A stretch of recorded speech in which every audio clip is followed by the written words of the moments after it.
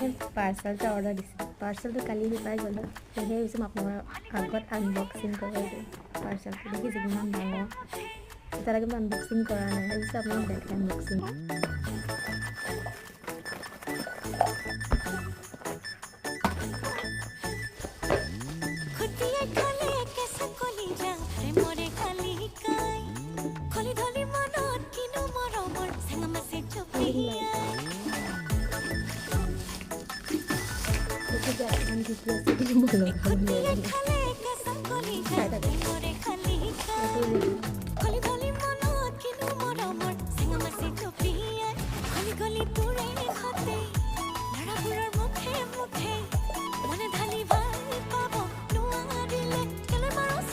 কি কৰিছে